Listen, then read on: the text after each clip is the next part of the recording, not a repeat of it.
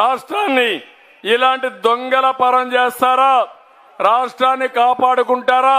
లేకుంటే గంజాయి డ్రగ్స్ కి ఈ రాష్ట్రాన్ని బలి చేస్తారా అని మిమ్మల్ని అందరిని అడుగుతున్నా. మీరే ఆలోచించమని మిమ్మల్ని అందరినీ కోరుతున్నా. ఇంకో పక్క 2019లో బాబాయిని గొడ్డలతో చంపేసి సానుభూతితో గెలిచిన వ్యక్తి ఈ జగన్మోహన్ రెడ్డి. అవునా కాదా? అవునా కాదా?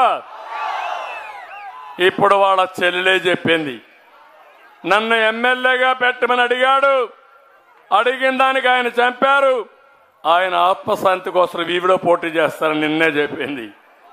ఆయన కన్న కూతురు చెప్పింది.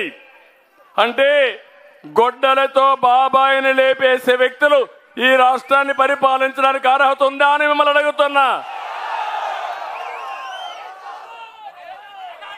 కోడికత్తి డ్రామా ఆడేవాళ్ళు అవసరమా అని మిమ్మల్ని అడుగుతున్నా.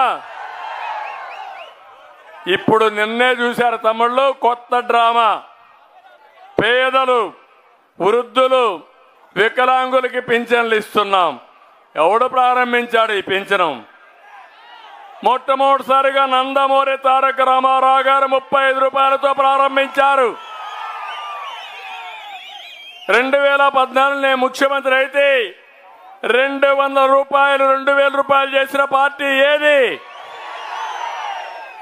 ముక్కుతూ మూలుగుతూ 1000 రూపాయలు పెంచాడు. పెంచుకుంటూ పోతానని 250 రూపాయలు పెంచుతూ వచ్చాడు.